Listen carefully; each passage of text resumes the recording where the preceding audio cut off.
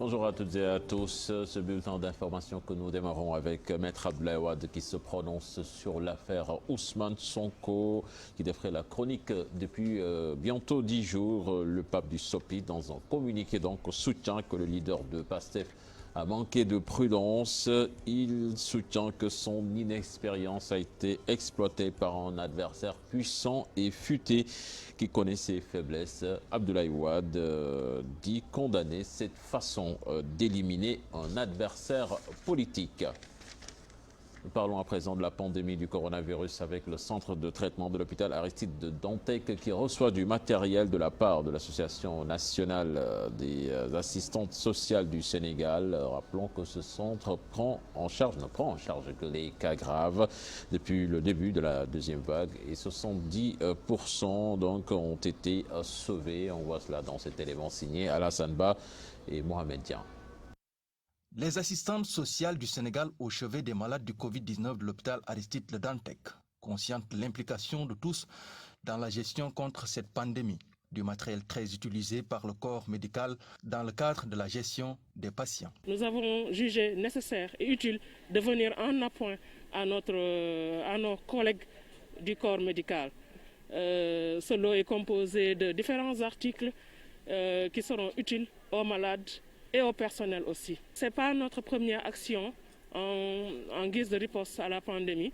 Depuis l'année dernière, nous avons été à la tête d'un collectif des associations de travailleurs sociaux et nous avons apporté notre contribution bien avant ce jour parce que nous avons été dans la sensibilisation depuis mars 2020.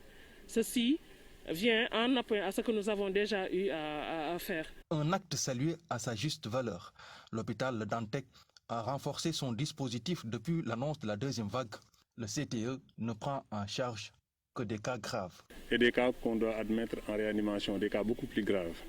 Aujourd'hui, nous avons un centre qui dispose de 14 lits chauds, c'est-à-dire lits avec oxygène miral, 6 lits de sevrage, c'est-à-dire lits simples, et 4 lits de réanimation fonctionnels. Depuis le début, nous avons reçu 90 cas graves et nous en avons pratiquement sauvé plus de 70%.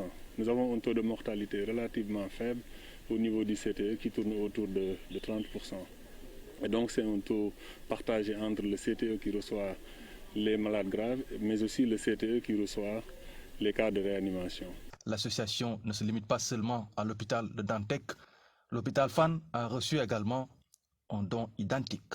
Nous allons à Kermassar à présent. Dans cette commune, les mesures barrières sont piétinées à la gare routière qui reçoit beaucoup de monde au quotidien. Et pour éviter tout risque de transmission rapide du virus, 10 000 masques ont été distribués dans cette gare routière et dans certains lieux de rassemblement. Nous voyons cela dans cet élément signé Nogoka et Asmalik Diop. Gare routière de Kermassar, les véhicules de transport en commun enchaînent les sorties. Au même moment, apprentis et coxeurs se remuent. Ils interceptent dans tous les sens de potentiels passagers sans même porter le masque. Client yi kenn ku ne balaa may départ damay contrôler oto bi xool ba xam su fekkee ni takk nañ seen max wala takkul ku takkul max ma ne ko takkal max. damay laaj masque parce que bii dafa màgget suñu joxee masque bii am na 4 jours léegi màgget bi moo tax may laaj masque pour dindi ko pour changer ko parce que lu am solo la. Ici, les gestes barrières sont foulés aux pieds. Ceux qui ont le masque l'ont mis sous le menton, signe d'un véritable relâchement. feebaru kay jar naa ragal moom mais xam nga rek boo ko taxee doo mën a nooy bu baax man yenn saa yi moom bu ma nee ay nit moom dama koy tax mais su ma toogee man kese dama koy dindi waa téye. xam nga foofu affaire nit ñi moom kenn ku ne lu nga gis ak lu nga gëm moom ngay mën a doxee. mais xam nga civil mënut a corriger moromu civilam waaw lan mooy yoon kenn ku ne dafa war a takk max. loolu mooy yoon bu ñuy jàmbat dara lii am na wala amul yow aaral sa bopp. Le risque de choper le Covid-19 dans ce cadre est trop grand, d'où la mobilisation des partisans du ministre du Commerce Aminata Assome Diatta. Ils ont investi les lieux de rassemblement pour distribuer des masques. Madame le ministre a déployé une équipe depuis avant-hier avec 10 000 masques pour vraiment appuyer la population massaroise. On a d'abord commencé par les lycées franco-arabes, lycée, la brigade de la gendarmerie et aujourd'hui les gares routières, les garages Plandoman et les garages Ndiaga Ndiaye. Il estime que l'heure est grave. Aujourd'hui, on est là pour sensibiliser d'abord la population massaroise et les doter en masques, car la situation de la pandémie à Keur Massar devient de plus en plus inquiétante. Car sur les 100 tests réalisés, les 22 reviennent positifs. Et on a remarqué que la population se relâche de jour en jour. Tous les acteurs du transport du garage de Keur Massar sont donc invités à se conformer aux règles sanitaires édictées par les autorités. Le Tchouraï ou Anson ont des éléments phares du patrimoine culturel sénégalais, éléments de séduction. Il est très utilisé surtout en cette période de fraîcheur, mais le risque est grand, le risque sanitaire plutôt est présent. Donc vous allez le suivre dans ce sujet signé Abdoulaye Diop et Youssou Baro. L'encens, communément appelé le Tchouraï, est un outil de séduction très prisé par les femmes sénégalaises. Il suffit juste de mettre un peu dans l'encensoir pour avoir une bonne odeur, sans même l'allumer.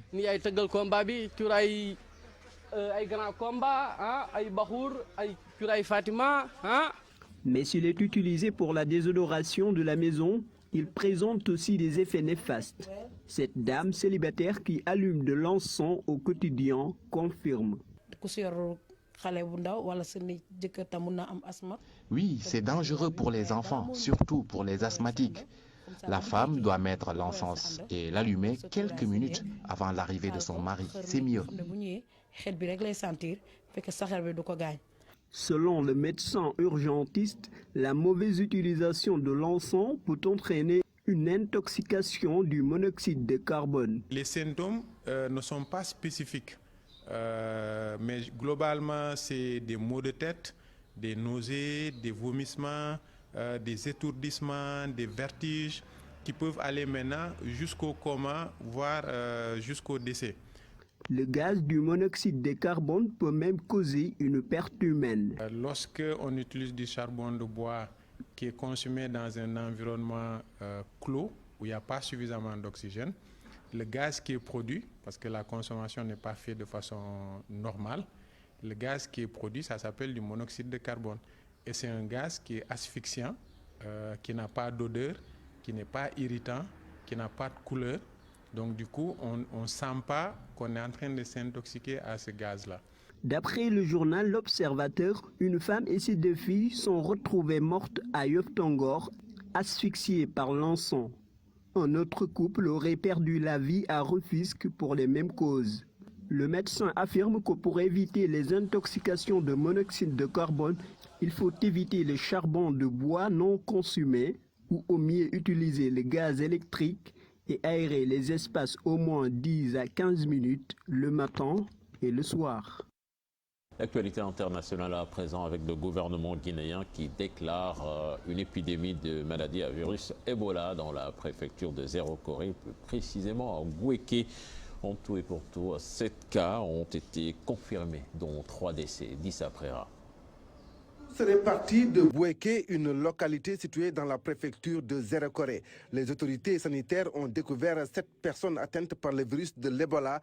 3 en sont mortes. Une présence du virus confirmée par les échantillons testés par les laboratoires de Conakry et de Guékédou. Face à cette situation, des mesures d'urgence ont été arrêtées, informe le ministère de la Santé guinéen. Entre autres mesures, la mise en route du protocole de traitement, commander au plus vite des vaccins, car pour l'instant, le pays ne dispose pas de stock, mais aussi engager une mission pour délimiter la zone de contamination. Pour rappel, c'est à Zéro-Corée, capitale régionale de la Guinée forestière au sud du pays, que l'épidémie avait démarré en 2016. Reste enfin la question de l'origine du retour de la maladie. Et puis aux États-Unis, Donald Trump a quitté suite aux accusations d'incitation à l'insurrection, une décision qui a causé une déception dans le camp démocrate, mais aussi chez certains républicains qui ont voté pour sa destitution. Et puis en Argentine, l'ancien président Carlos Menem, décédé ce dimanche à l'âge de 90 ans, il est associé au miracle économique argentin, mais aussi à la crise économique qui a éclaté dans le pays en 2001. Voilà, Fatidian, c'était là la première tasse actu de ce matin. Merci beaucoup, cher Tidiane, pour la première tasse actu de ce matin. Une tasse actu bien digeste. Rendez-vous dans la deuxième partie pour la version Wolof. Tout de suite, la revue des titres avec Mortala Gueye.